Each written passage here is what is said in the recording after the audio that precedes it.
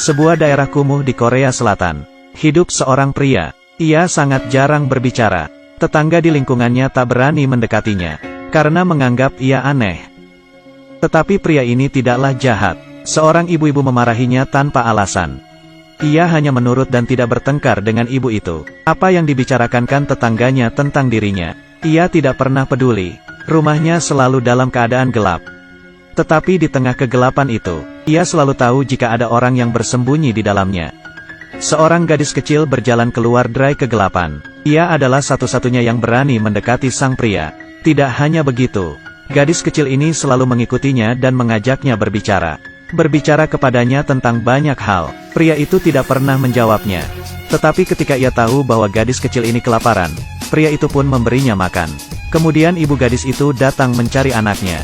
Tetapi sang gadis tidak ingin bertemu dengan ibunya dan meminta bantuan pria itu untuk bersembunyi. Pria itu pun membantunya. Ibunya mengobrol dengan sang pria dan sambil menggodanya. Sebenarnya pria ini sangat tampan, tapi sang pria tidak menanggapi godaannya. Wanita pun pergi. Anak itu tidak pernah bercerita tentang ibunya. Tetapi pria ini tahu bahwa ibunya mungkin menggunakan narkoba. Anak gadis ini sangat kasihan. Hidup dalam kesepian dan ketakutan. Ia butuh cinta kasih dan rasa aman.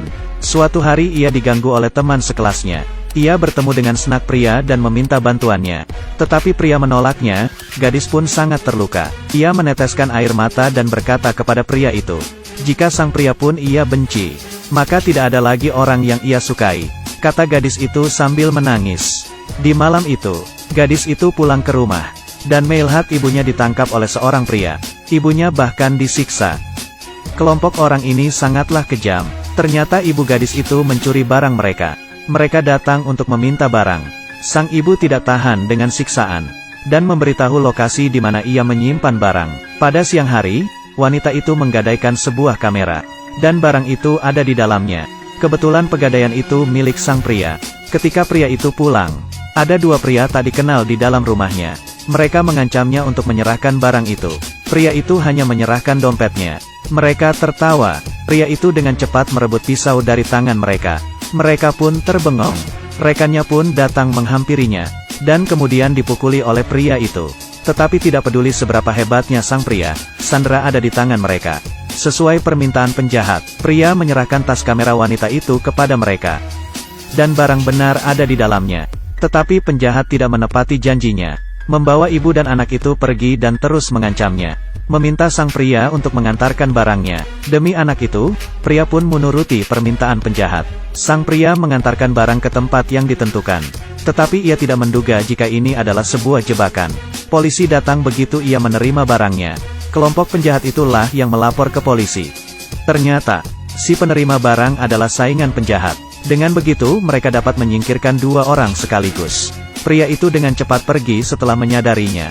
Dalam perjalanannya, sang pria mengalami kecelakaan. Bagasi mobil terbuka.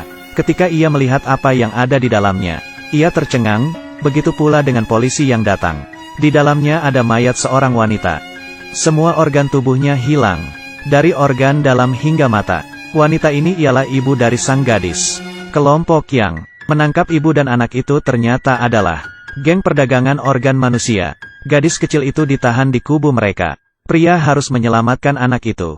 Ia berencana untuk melarikan diri dari polisi. Ia pun beraksi. Ketika sang polisi kembali, semua rekannya jatuh pingsan. Pria itu telah menghilang. Dari pantauan CCTV, pelakunya adalah pria itu. Dari ruang interogasi sampai depan pintu, semua polisi yang sedang bertugas berhasil digiring hingga keluar dari kantor polisi. Hanya dalam waktu 4 menit 30 detik, polisi segera menginvestigasi identitas pria itu. Ternyata sang pria adalah mantan agen intelijen, bahkan pernah menjabat sebagai instruktur. Fakta ini mengejutkan polisi. Pada waktu bersamaan, pria berhasil menemukan orang yang dapat memberikannya informasi. Tetapi orang-orang ini tidak menghiraukannya. Sang pria pun mengambil tindakan. Ia mengalahkan semua pengikutnya, dan orang itu pun hanya bisa memberitahu lokasinya. Pria bergegas ke lokasi, tetapi penjahat itu telah pergi. Hanya bersisa para bawahannya. Salah satu bawahannya menantang sang pria. Dalam sekejap langsung ditaklukkan oleh pria. Sang pria mengetahui dari bawahan penjahat, bahwa gadis kecil itu masih hidup. Ketika ia hendak pergi, pembunuh geng penjahat muncul. dan membunuh bawahan itu. Sang pria bertarung dengan si pembunuh. Di tengah keramaian, sebuah pertarungan berdarah akan terjadi. Tetapi ketika pertarungan akan dimulai, bos penjahat menghentikan si pembunuh. Ia memandangi pria itu, memberikannya sebuah ponsel dan pergi. Sang pria mengambil ponsel dan mengejarnya. Tetapi kondisinya yang sudah tertembak tidak memungkinkan ia untuk berlari. Ia merebut sebuah mobil. Dalam perjalanannya, ia menerima telepon dari penjahat. Pria itu bertanya alasan ia membunuh wanita itu. Penjahat mengatakan karena wanita itu telah menyelamatkan 3 orang. Kemudian sang pria menanyakan nasib gadis kecil itu. Penjahat berkata bahwa gadis kecil itu telah mati. Sang pria murka. Gadis kecil itu adalah orang terdekatnya. Sang pria akan membalas dendam. Lukanya terus mengeluarkan darah. Pria pergi meminta bantuan kepada temannya untuk mengeluarkan peluru dari tubuhnya tanpa menggunakan anestesi. Rasa sakit yang luar biasa. Sang pria menahan rasa sakit. Dalam keadaan linglung, ia teringat masa lalunya. Saat itu ia baru saja pensiun dan memiliki seorang istri yang sangat ia cintai. Juga seorang anak yang akan segera lahir. Tetapi istri dan anaknya mati dibunuh oleh musuhnya. Dalam sekejap, pria kehilangan segalanya. Sekarang sang pria sudah tidak punya apa-apa. Orang yang kehilangan segalanya lah yang paling mengerikan. Sekarang kelompok penjahat itu berhasil memprovokasinya, melakukan hal-hal kejam yang tidak manusiawi. Demi anak gadis itu, sang pria harus bangkit dan berjuang. Ia memotong rambutnya yang panjang itu. Sekarang ia tampak berbeda. Ia mengenakan jas hitamnya, mengambil pistol dan pergi mencari penjahat. Dengan keterampilan detektifnya, ia dengan cepat menemukan lokasi si penjahat. Di sana ia melihat adik laki-laki si penjahat. Adiknya itu telah membunuh banyak orang, memproduksi narkoba dan memperdagangkan organ. Sang pria pun mulai menyingkirkan para bawahannya. Adik si penjahat berniat melarikan diri, tetapi kakinya tertembak oleh sang pria. Sang pria bagai pahlawan di tengah kegelapan. Adik si penjahat ditangkap oleh pria. Pria menelpon si penjahat untuk menyerahkan anak itu. Jika tidak ia akan menghabisi saudaranya. Tetapi si penjahat menolak permintaannya. Meski ia khawatir dengan keselamatan sang adik, si penjahat hanya memberitahu sang pria lokasinya. Setelah menutup telepon, ia memerintah bawahannya untuk menghabisi anak itu.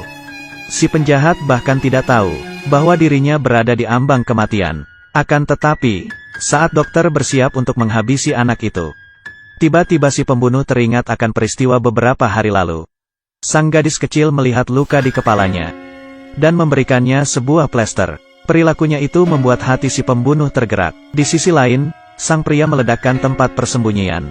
Adik si penjahat masih berada di dalam, membiarkannya menerima hukuman api neraka. Sang pria datang ke tempat persembunyian terakhir. Sudah ada belasan orang yang menunggunya. Si penjahat memberitahunya bahwa anak itu sudah mati. Pria ini benar-benar murka. Ia ingin menghancurkan penjahat itu. Sang pria mulai bertindak. Ia menyingkirkan para bawahannya terlebih dahulu. Kemudian seorang pembunuh baru muncul. Tapi sang pria telah dibutakan oleh amarah. Tidak ada yang bisa menghentikannya. Sang pria bertarung dengan sekuat tenaga. Pelurunya habis. Menghadapi orang-orang bersenjata, sang pria bertarung dengan tangan kosong. Satu persatu dihabiskannya. Hanya tersisa seorang pembunuh dalam beberapa menit. Dengan penuh percaya diri, sang pembunuh meletakkan pistol dan mengeluarkan pisau. Mereka bertarung menggunakan pisau. Amarahnya menjadikan sang pria semakin tangguh. Si pembunuh pun berhasil ia singkirkan. Si penjahat bersiap untuk melarikan diri. Sang pria menembak dan meledakkan ban mobilnya. Ia kehilangan kendali dan menabrakkan mobilnya. Si penjahat tahu bahwa ia tidak bisa kabur lagi. Jadi ia segera menelpon polisi. Ia lebih memilih ditangkap polisi daripada mati di tangan pria itu. Sang pria naik ke atas mobil, menembaknya langsung. Tembakannya tidak bisa tembus. Ternyata kaca mobilnya anti peluru. Penjahat berteriak di dalam mobil. Sang pria tidak berbicara, hanya berdiri di depan kaca, mengarahkan pistol ke kaca mobil, dan terus menembak pada posisi yang sama. Setelah beberapa tembakan, kaca anti peluru pun pecah. Si penjahat sangat ketakutan. Peluru terakhir pun menembus kepalanya. Pria berhasil membalas dendam. Tetapi anak itu sudah tiada. Semuanya pun tidak berarti. Terakhir sang pria berjalan keluar. Ia menodongkan pistol ke kepalanya. Tiba-tiba ia mendengar suara yang familiar. Ia menoleh ke belakang. Anak itu masih hidup. Ternyata si pembunuh itu memiliki niat baik. Ia menghabiskan dokter itu dan melepaskannya. Sang pria memberitahu anak itu untuk tidak mendekatinya. Takut akan anak itu terkena darahnya, anak itu berlari menghampirinya, memeluk pria itu sambil menangis. Pria yang berwatak baja itu meneteskan air matanya. Tak peduli berapa banyak darah yang ia tumpahkan, ia tidak akan pernah meneteskan air mata di depan lawannya. Air matanya hanya akan menetes untuk orang yang ia cintai, karena berasal dari lubuk hatinya yang terdalam. Berikut film yang kami bawakan.